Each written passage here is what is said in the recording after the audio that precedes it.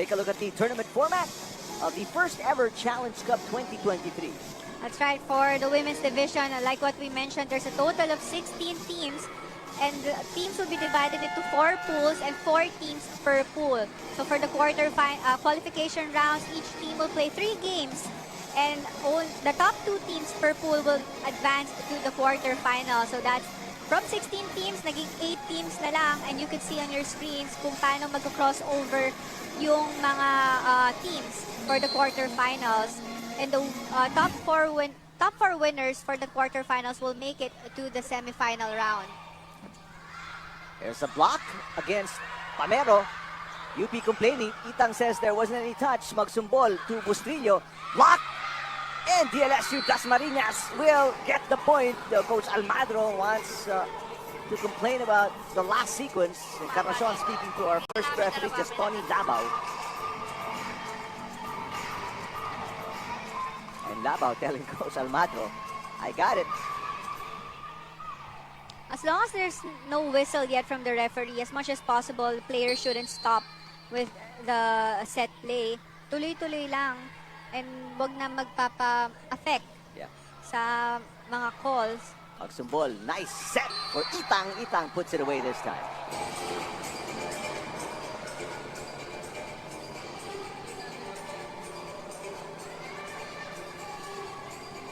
Back to a 5-point lead for the Lady Fighting Maroons. Steph Bustrillo will serve.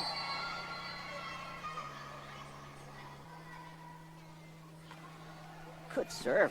And an ace. That's right. Yan yung nawala nung second set. Mga strong serves. And take a look at that. Parang sakto lang sa net. I mean, ganun lang kababa yung range ng kanyang serve.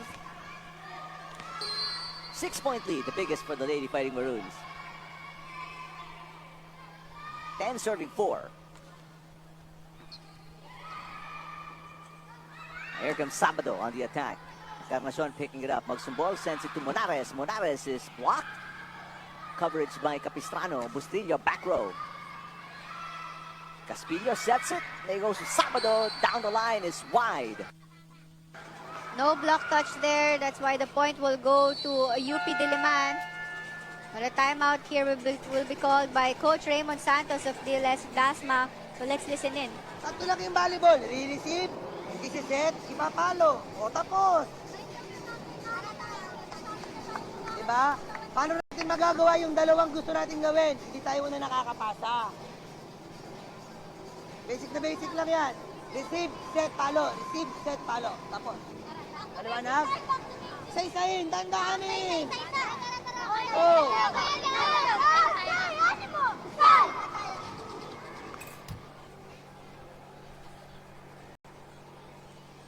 Very simple instructions for Coach Santos, just detailing the basic steps. We gotta receive first before we can get the set and then attack. Yeah, we saw that problem of LaSalle Dasma nung first set. Ang dami nilang misreceives, kaya nakakuha ng mga service aces itong UP Diliman. But nung second set, kaya rin sila lumaki ng, naging malaki yung lamang nila. Because they were able to get proper first ball compared to the first set. And coming into this third set, ni-remind na naman ni Coach Raymond na they have to focus really on their first ball. Dahil ngayon, ang laki na naman ng lamang ng UP Diliman. This is the biggest lead at 7. Pamero or make that Del Rosario attacking and getting the side out.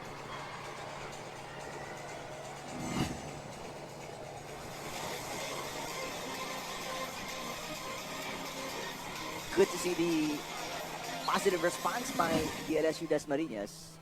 Great receive, the set, and the finish by Del Rosario. They get a side out, but they're down by 6 here. 5 serving 11. The hero of set number 2, Ragual serving. Great pass again by Capistrano. Niña Itang on a running attack. Ragual with a dig. 1-2 play for Gaspillo. Here's Bustrillo, back row. Ragual picking it up. Oh, Low too set low. for Del Rosario. The hit by Monares. Long rally. Sabado. Picked up by Capistrano.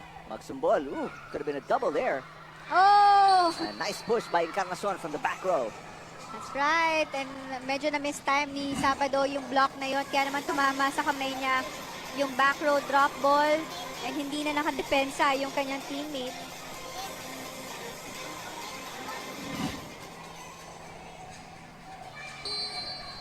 So no runs for dlsu Dasmariñas. They're back down by 7.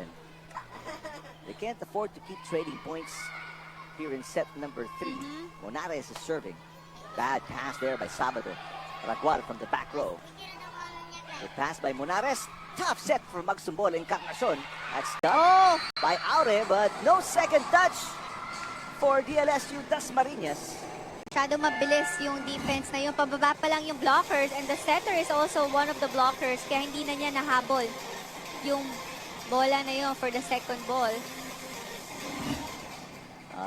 Two lady substitution for Coach Santos as Gaspillo and Ragual check out. We have Quintana back in the game. And also Salazar, the backup setter. Overpass and Itang puts it away. Biggest lead of 9 points now for the Lady Fighting Maroons. A good drop ball there by Itang. Usually in direction na kanyang drop ball or kahit yung mga attacks niya is going to zone 1. Monares serving 14-5. Bad pass there by Ascanio. Ascanio hits from the back row. Monares picks it up. Bustillo. Quintana keeping it alive. And a chance ball coming to UP. Capistrano passes. Magsumbol running attack. Itang! And she drills it in. Back-to-back points for Nina Itang. Medyo hindi natin nabanggit yung name niya nung second set. But coming into this third set, bumabawi na dito sa scoring si Itang.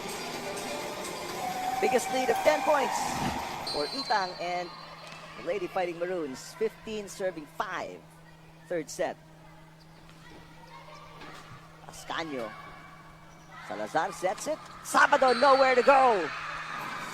Was that Nina Itang again for the block? So that's 3 consecutive points from their middle blocker, Nina Itang, sending their team to second technical timeout. A big lead here for UP Diliman.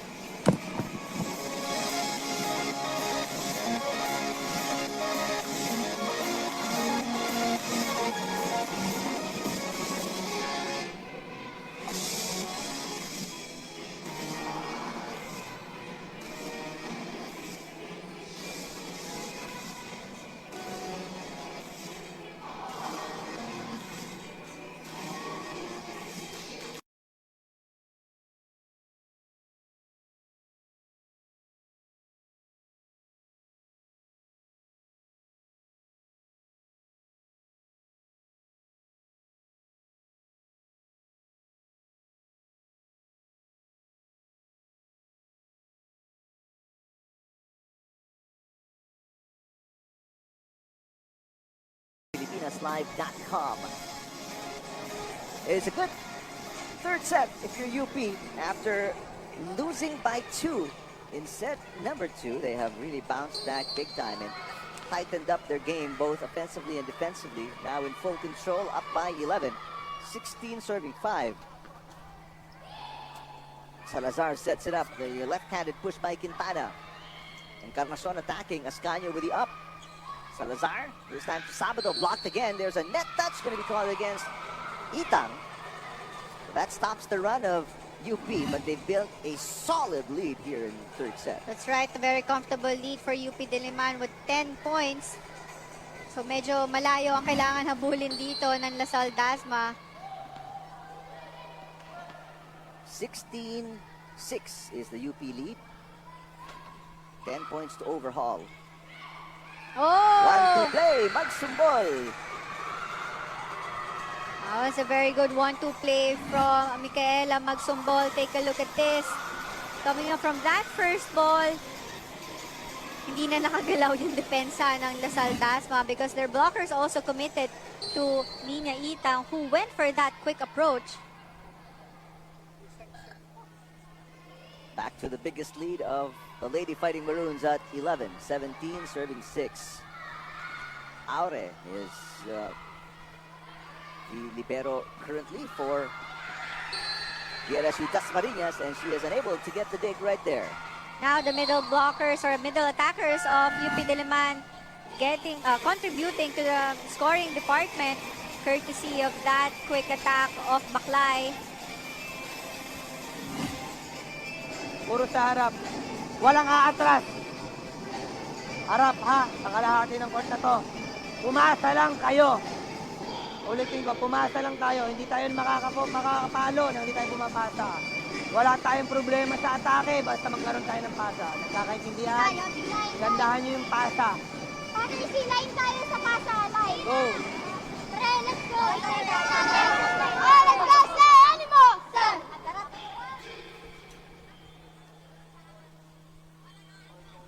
This is now the biggest lead of the Lady Fighting Maroons, up by 12. They've really stepped on the throttle and have not looked back here in set number 3 after losing by 2 in the second set. We're tied at 1 set apiece, UP coming off a win against LPU Batangas, while their opponents, dlsu Dasmariñas, coming off a loss against San Beda. They're both in Pool D, only 4 teams per pool in the women's division. And the top 2 teams will advance to the quarterfinals, so UP that can lock it in, lock the top 2 spots if they get a win here. Castillo attacking and scoring. Now Coronado is inside the court replacing Mascano for dlsu Dasma. Take a look at that point from Steph Bustrillo. Sayang yun dahil nahawakan na ng blockers ng dlsu Dasma yung attack, but walang support from the floor sa mga back row nitong dlsu Dasma. Pitang with a nice serve, overpassed. Battle at the net. There's a good block by Magsumbol. Quintana. Net touch going to be called against UP. Yeah, that was John Baklay who committed that net touch violation.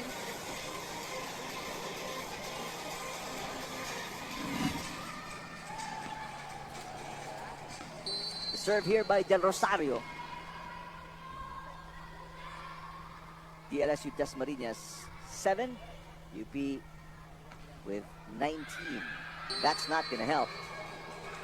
Definitely, they're the ones who needed to score points para makadikit dito sa puntos ng UP Diliman. But we've seen that also in the first 2 sets na nagkakakommit pa sila ng mga service errors whenever they do that. Magsumbol serving 27. Here's the score in favor of the Lady Fighting Maroons.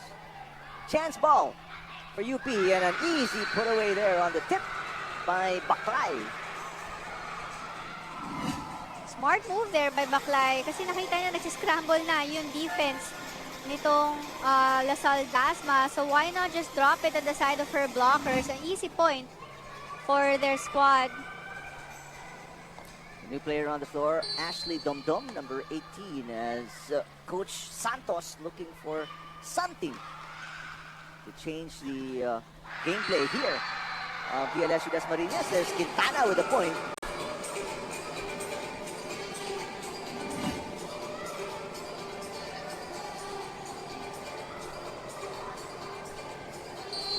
Nice attack by Quintana, but it may be a case of too little too late for Dasmariñas as Encarnacion tips it over for an easy point.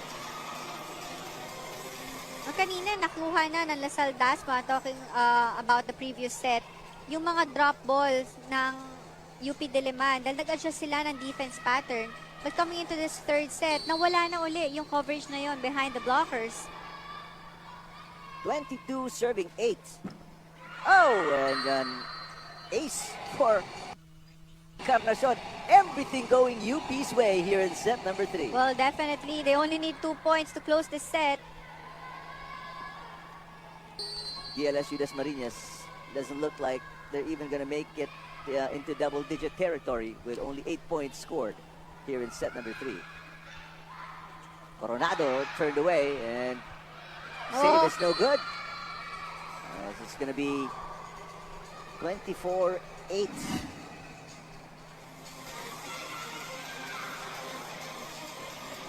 That set was a bit too tight to the net, kaya naman yung blockers naka-ready na doon But the coverage, again, was not there for Lasal Dasma. 16 set points, and UP only needed 1. That's it for set number 3. UP returned to their dominant ways and put a quick finish to set number 3 with a 25-8 win against dlsu Dasmariñas. Well, definitely a dominating win here for the third set. Now take a look at that score, 25-8. A good finish here for UP Diliman.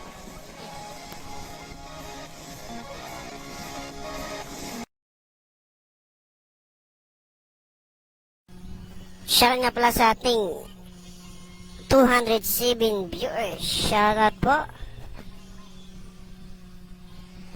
At sa ating top donor, Edward Bayani pa rin. Si Edward Bayani. Sabi ni Boss Edward, UP Fight. Hashtag UP Fight na nagsin ng 50 pesos.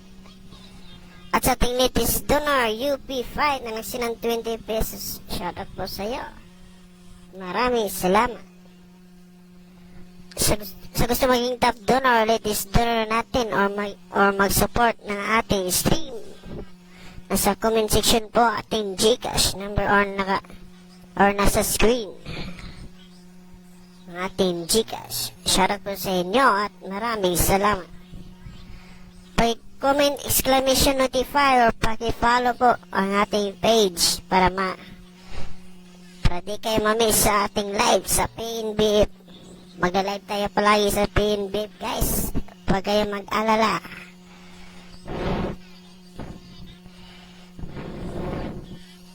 Mag-live tayo palagi sa pnvf.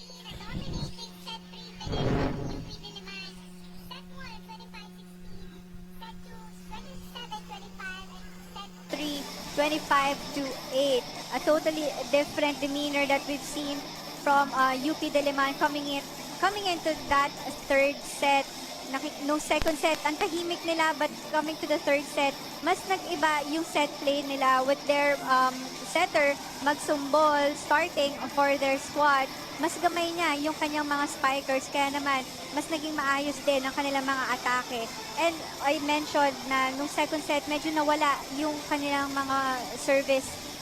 Good serve, but coming to the third set, a lot of good service from UP Diliman. And let's take a look at the numbers. Again, UP Diliman, actually, this is the time na nag-dominate sila sa attack department with 16 attack points versus 3 ng Lasal Dasma. 2 block points again for UP and 5 service aces. They had more errors for that set with 4 errors against 2 ng Lasal Dasma. But they used their services and attack to score a lot of points and to...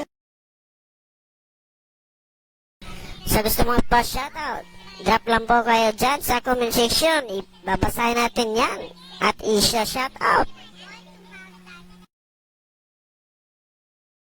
Set because napatahimik din nila ang Lasal Dasma who started the second set na really excited, lahat ng mga players nila and everyone was contributing in the scoring department, but nawala yon nung third set, and their coach Raymond Santos was always reminding his players to always have a good first ball, and this fourth set will be very critical for their squad, especially coming off from a loss, first game loss ng squad nila, and they would want to have they would want to win this game as well. But if you're UP Diliman, you want to secure that second win, especially that this is going to be a short tournament with a lot of players, and only the top 2 teams per pool will make it to the quarterfinal round. First serve will be from Lasal Dasma, that's Gaspilio on the service area. dlsu Dasmariñas down 2-1 now against UP. Double-handed tip there for Baklay. Ascanio is blocked up top. Ragual attacking into the net. First point will go to UP Diliman courtesy of that unforced error on the attack by Ragual. Elliptico is back in the game for Coach Santos, who's on your... Served by Baclay, the 19-year-old. Ascanio attacking, block. Niña Itang giving it a last look as it dropped to the floor.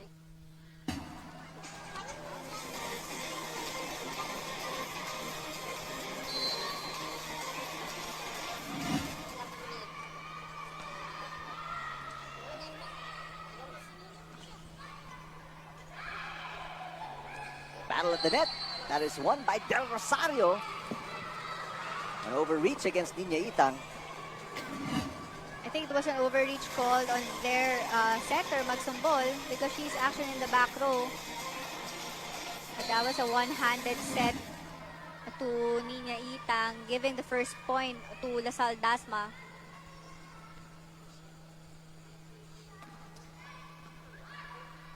Magsumbol sets it up. Niña Itang pounds that one in. A single lady block by Del Rosario is no good.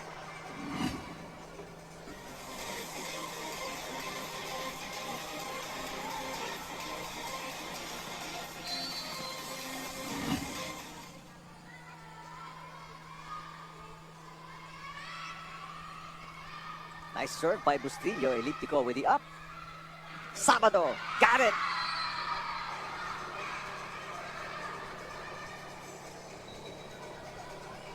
So Lasal Dasma needs to be more aggressive in their attacks dahil na pag-usapan natin yung set 3 highlights where they only scored 3 points in the attack department versus 16 ng UP Diliman.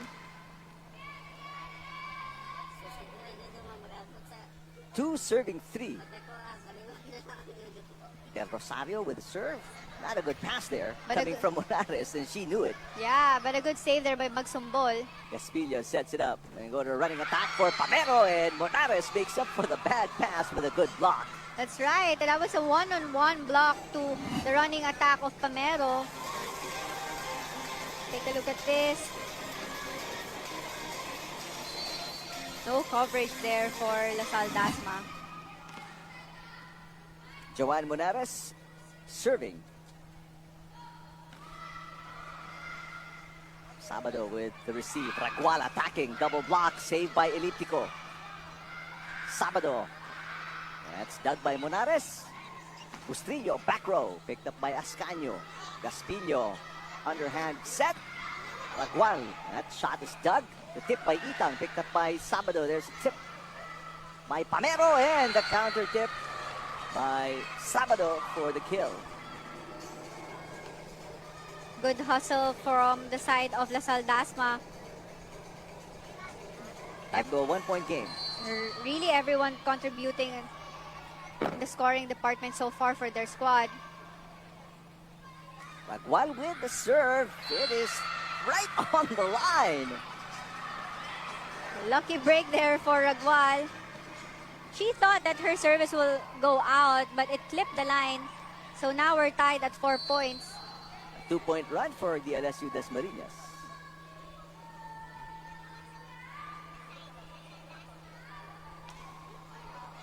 Good serve, not a good first ball for Monares. This is a broken play, it turns into a broken shot for Encarnacion. 3 straight points for the dlsu Dasmariñas. They are now on top after trailing 4-2.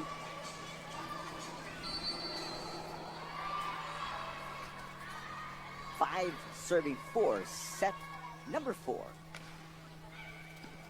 Good pass by Capistrano. Here comes Encarnacion with off speed. Ragual picking it up. Pamero with the second touch and a miss hit there from Sabado. Close fourth set that we're seeing right now. Question, sino yung unang makakalamang? Yep. Well, UP should have a lot of confidence coming into the set after a blowout win in the third set. 25-8. Itang. Good pass by Ragual. Here comes Sabado. Try to make up for that error earlier. She does. So far, isahan lang tayo dito for set 4. But We know how composed UP Diliman is. Tahimik na sila sa umpisa pero biglang humahabol for the end game. 6 serving 5.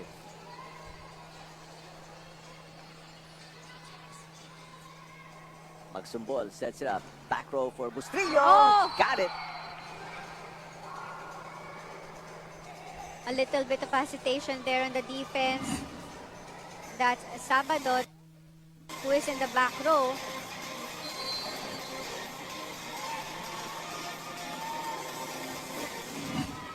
Tied at 6-all. Better pass. Gaspillo to Pamero. Gets it through. And a save by Encarnacion. Chance ball for dlsu Dasmariñas. Gaspillo out to Ascanio. Encarnacion. Block. Encarnacion with a save. Gaspillo. Back set. Oh! That's too low. Good save by Ragual. Chance ball for UP. Baklay puts it away. Well, of course, if you have that opportunity, dapat ma-activate ni Magsumbol yung kanyang mga middle attackers because look at that miscommunication on the side of dlsu Dasma. We saw a lot of free balls na binibigay ng Dasma sa Diliman but hindi nila na-convert into a point. But this time, they were able to get that point from a quick attack ni Baklay. Another chance ball for UP. Encarnacion puts it away.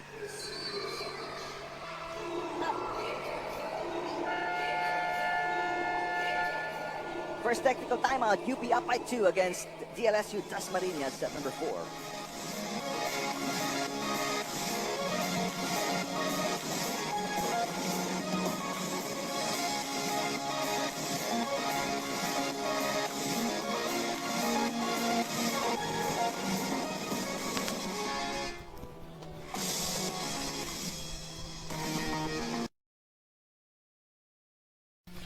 Shot Sting 191 viewers shout out.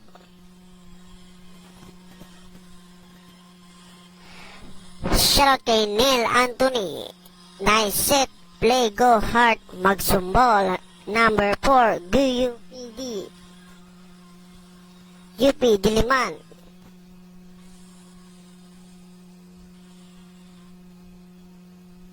At kay Bam Aranas. Go UP fight.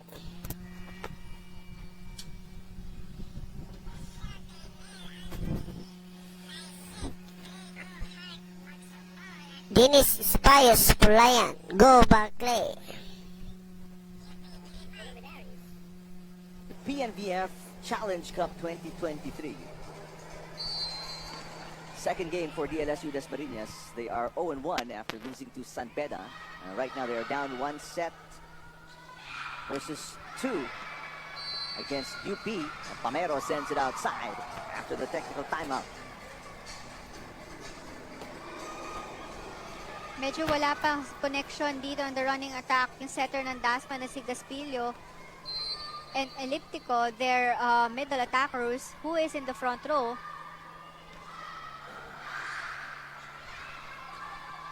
Gonna be a chance ball again for UP. There have been 0 attacks in the last few plays for dlsu Dasmariñas, and they continue to struggle with their offense as Ragual sends that into the net.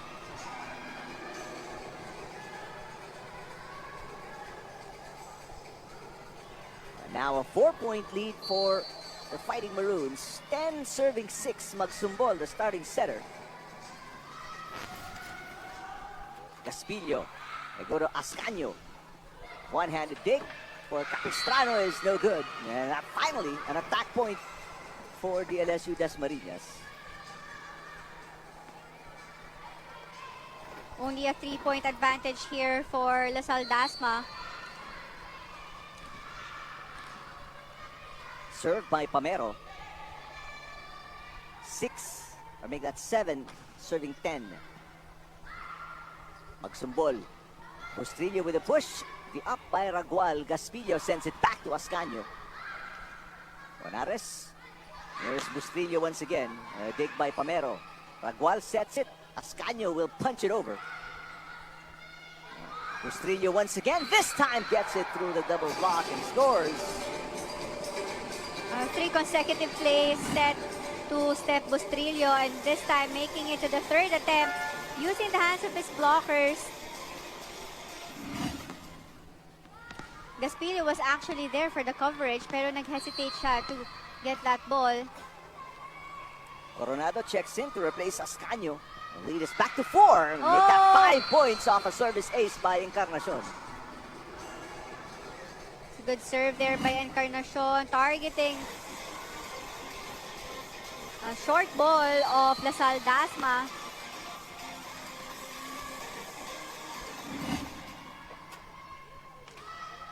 Elliptico picking it up. Caspillo to the middle. Del Rosario knocks it in. That stops the run of the Lady Fighting Maroons. Whenever they get a good first ball, nakakagawa talaga ng set plays dito si Gaspillo. But yun na lagi natin naririnig kay Coach Raymond na yun yung nagiging problema nila, na madalas nawawala.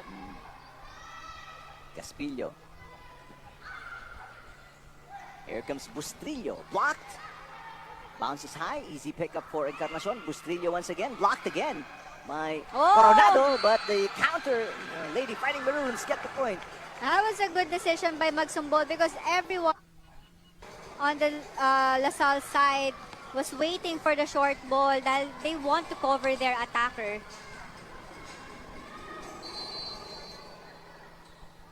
John is serving. Lead is back to 5 for the Lady Fighting Maroons. Ragual attacking and sending it outside. And Coach Santos will call a timeout after this attack fault. They are now down by 6 points. Kailangan natin pumasa ng pumasa. Paulit-ulit na lang ako na sinasabi, Rumisin. Okay? Tingnan mo, pag maganda pasa mo, nagagampanan ng setter, nagagampanan ng spiker. Diba?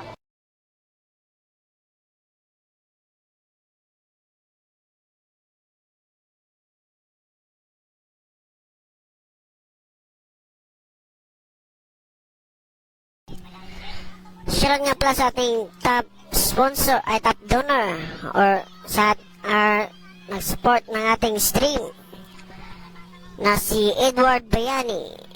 Sabi niya, #fight, #UP5. Shoutout po Edward Bayani, ikaw pa rin ang top donor ng ating stream. Right now, UP playing much better than they did in set number 2. Did it look like they were overconfident after that 9-point win in the first set, that they relaxed in the second set, Panay? The Lasal Dasma or UP rather. But yeah, I think kasi ang laki ng lamang nila right? So parang coming into the next set, yung nasa isip mo is kaya namin to tapusin kagad, but hindi nila ina-expect yung ibang level na binigay na laro nitong UP Diliman nung Lasal Dasma for that second set. But if you're looking at Lasal Dasma naman, hindi nila na-sustain yung good set na yon dahil nung third set ang laki ng lamang ng Dasma, and itong fourth set din 8 points advantage na meron dito ang UP Diliman. That's why they're sending their team to second technical timeout.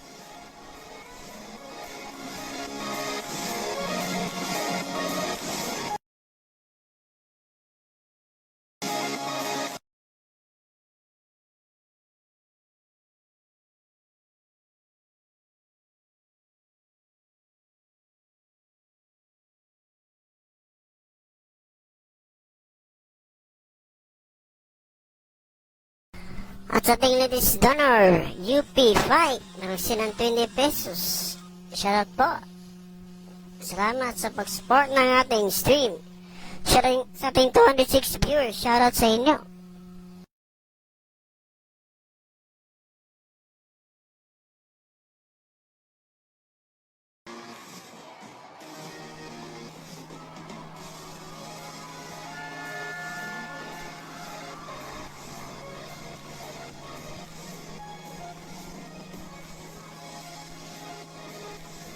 Two straight points after the timeout by Coach Santos. Quickly sent UP to the second technical timeout. And after leading by 6. They are now up by 8. And those are the points came from 2 errors, 2 straight errors by dlsu Dasmariñas. That's right. Now Celis is inside the court. And gets an ace. Gets an ace right away. A good target on the service by Celis. Actually, ang nipis nun eh. Dahil diretso sa zone 1. And this is now slowly slipping away from Dasmariñas, down by 9.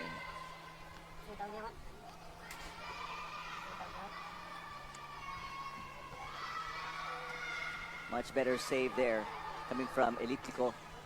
Sabado from the back row, sends it over. Niña Itang puts it away. It's all UP here in set number 4. 10-point advantage here by UP Diliman. And finally, they were able to convert a point coming from a free ball from Lasal Dasma. Danica Celis, part of the gets an ace again, back-to-back aces in a single serve for Celis. And Coach Santos calls what will be his final timeout here after the second ace for Celis off the bench here in set number 4. Isipin nyo lang ulit. Girls, naiintindihan nyo naman yung ibig ko sabihin, di ba? Promisip. Simula sa umpisa hanggang dulo, hanggang dito ngayon, sinasabi ko rin pumasa kayo ng pumasa. Naiintindihan nyo, pumasa lang tayo. Ino-over na lang yung bola, hindi natin mabasa. Hindi lalapit sa inyo yung bola. Kayo meron ganito, kayo lumapit sa bola. Diba? Let's go.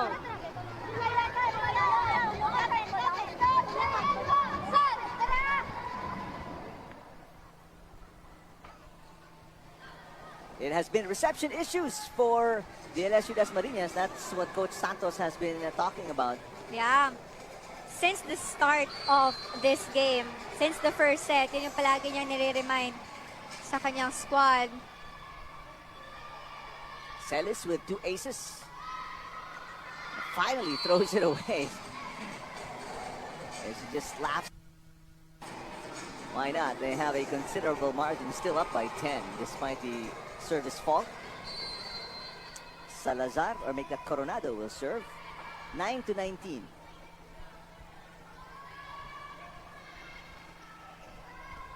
Good pass by Encarnacion. Magsumbol to Niña Itang. And Niña Itang connects. That was inside. Medyo mistime na yun yung attack niya. But yung mga adjustments na ganun yung importante for spikers. Dahil kailangan mo mag-adjust agad mid-air kung paano mo papaluin yung bola. Meantime, a bunch of substitutions for both teams. Taneo, number 1, is in along with De Leon for UP. Meanwhile, Montoya checks in, number 17 for De La Salle Dasmariñas. Dana Montoya. Here's De Leon, the backup setter.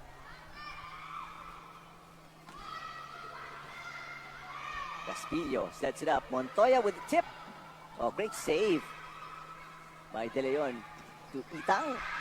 There's a point for dlsu Dasmariñas. They hit double digits on this kill by Sabado.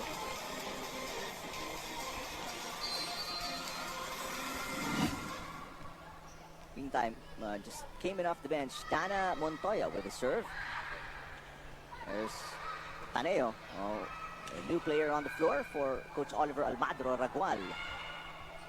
Oh! Drops on the line. Encarnacion let it go.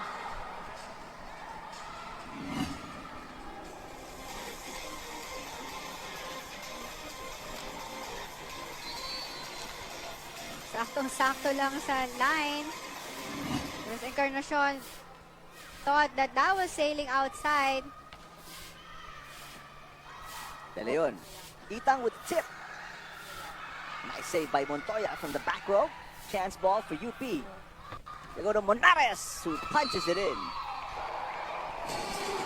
Good attack there on the opposite. That was Monares. Take a look at this. Using the hands of his blockers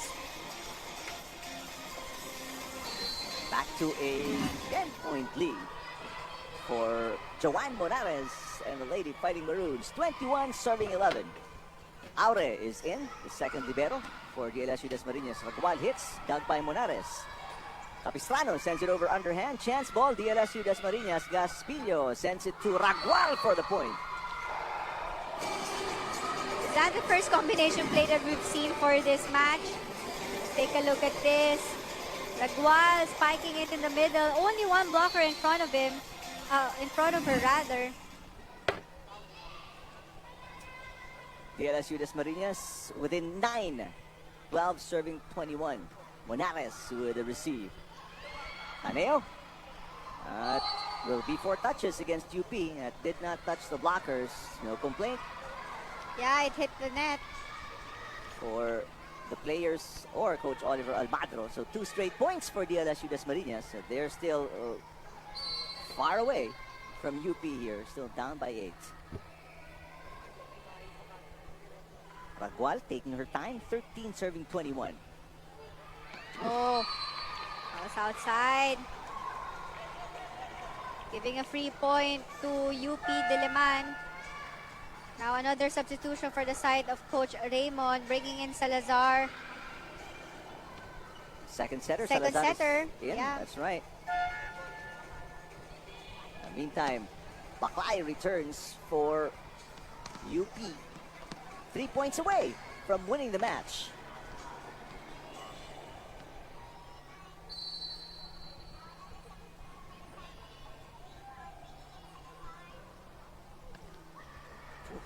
Tough serve there, Niña Ita. After she served so well towards the end of set number 2, where they saved 2 set points. Her first serve here in set number 4. I think Really off. she was targeting zone 1 of Lasal Dasma, pero too much of an angle nga lang yun. She ended up targeting Coach Santos. Garcia checking in for the first time. This is Kiana May Garcia. 8-point game, 14 serving 22, set 4. De Leon sets it up. That's good save by Salazar. Paneo with a push. Another save by Salazar. Coronado hits and scores! Valerie Coronado. A good save there by Salazar for that coverage, and a good attack, sending that ball, long ball, to the side of UP Diliman. 7-point game. Good pass. De Leon. Encarnacion. Off the block. Scores. And UP 2 points away from the win.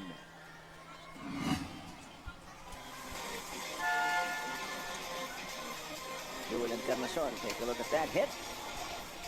And back in is Magsumbol and Steph Bustrillo to put the finishing touches to set number 4 and the match as well.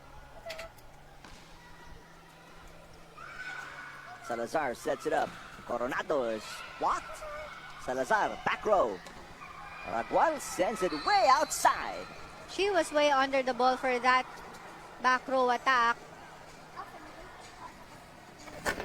And UP right now with 9 match points. 24-15. Good pass. Oh, and match point saved. Off the tip by Pamero. Was lucky break there for the side of Lasal Dasma. But still a long way to go to tie this set. 8 points advantage ng UP Diliman, but UP only needs 1 point to this match. And they don't even have to work for it. That's served by Pamero into the net. Giving up set number 4 and the match in favor of the Lady Fighting Maroons. UP with a little blip in set number 2, losing by 2 points, but they bounced back big time in the next 2 sets, controlling sets 3 and 4 to get their second win of the Challenge Cup 2023. Meanwhile, on to your left, DLSU Dasmariñas, they absorbed their second straight loss, but this time they win a set, Paneng. So some silver lining in this second loss of the tournament. Well, definitely. And alam na nila ngayon na kaya naman nila mga pagsabayan sa mga veteran teams. And they actually have a good teamwork if you look at that second set. But they were just able to sustain that in the third and fourth set. It was very evident here at the final scores. LaSalle, UP Diliman with 25-16 and 25-27, 25-8, and for the last set, 25-16.